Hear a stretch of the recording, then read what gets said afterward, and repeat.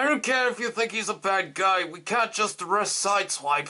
I caught him selling crack. Well, then that's another story.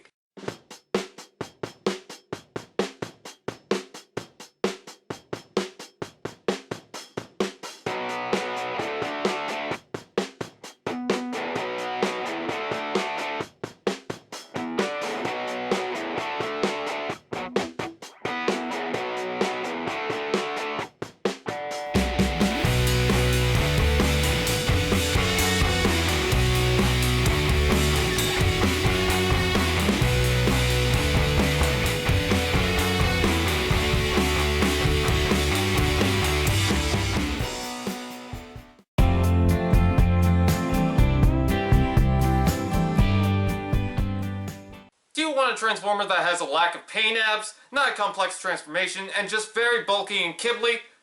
Strongarm!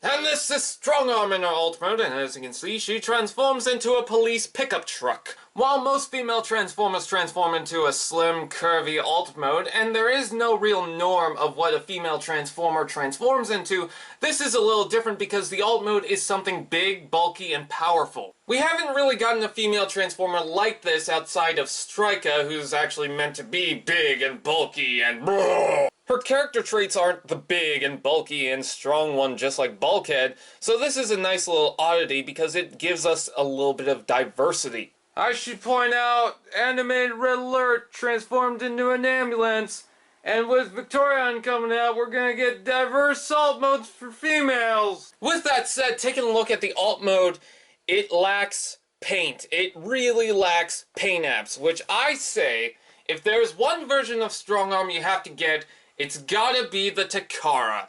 I get it that it'd be hard for Hasbro to do every little paint detail, because she does have a lot of detail, but I'm just a little disappointed. I think a bit more would be fine, and maybe some blue coming off of here, but I don't know, I can't really say I'm a fan. Stop right there, criminal scum! In the name of love! I think the shape is good, and it rolls just fine, and it stays together somewhat well. It's not perfect, but it stays together enough. As you can see, the weapon can be plugged on the top here, but can also be plugged at the bottom for storage. She is pretty hollow on the inside, but given the fact that her alt mode is something big and bulky, I can forgive it. Size comparing her with Prowl, and she actually fits in the scale amazingly well. I'm very happy for that. So I'd say either get the Takara one or get some repro labels, because that's my only real concern about this toy.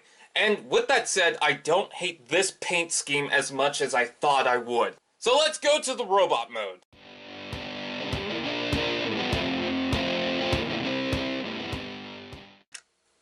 While I totally understand what Hasbro's going for with the simplified transformations, I gotta say, I think Strongarm could use a couple more steps in her transformation just to make her look a little bit better.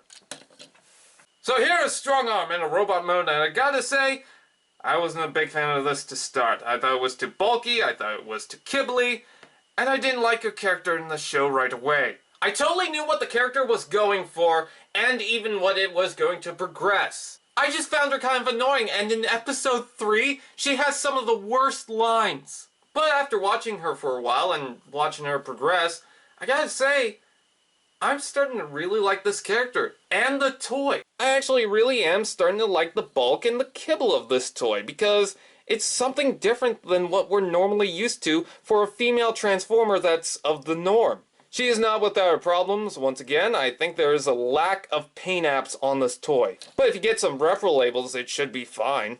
Oh no, she's doing the duck lip thing. I don't think her head is the best trait, but I don't hate it at the same time. I really do like the detail in the eyes. My brand! Plus, she is not my favorite because girls are super icky. I think out of anything, I mostly hate the kibble in the back of the arms. I mean, look at how far that sticks out. Up like a bird, only fly away. Articulation is actually pretty good. I'm a little bit surprised with how many poses I can put her into. I can totally see why people hate the arms, but I'm starting to get used to them. I think the biggest complaint I have with this aesthetic-wise is that the doors aren't placed in the correct way. I don't know if this is for everyone, but one of the doors seemed to go in further than the other one. Oh yeah, these shoulders don't lock into place. I mean, they stay in better than what I thought.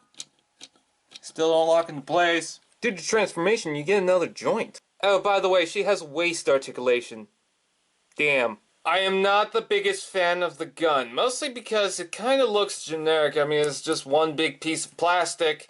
I like the blue flare at the end. I think that's very nice.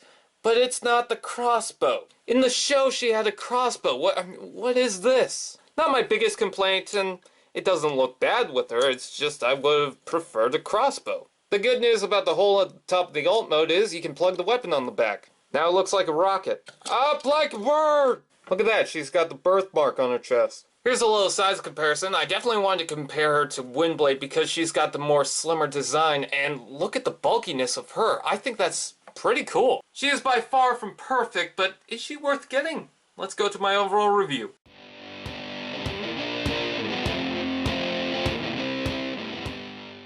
So overall, do I recommend Strongarm? I would say that if the character is growing on you, I would recommend it. If you think the toy sucks and the character sucks overall, then obviously I would not recommend it. But I don't think she's a bad toy. In fact, I think she's one of the many surprises, the many good surprises of 2015, at least for Transformers Robots in Disguise. Anyways, that's pretty much it. I thank you guys for watching. I'm the Canadia Reviewer. I'm going to eat some bacon.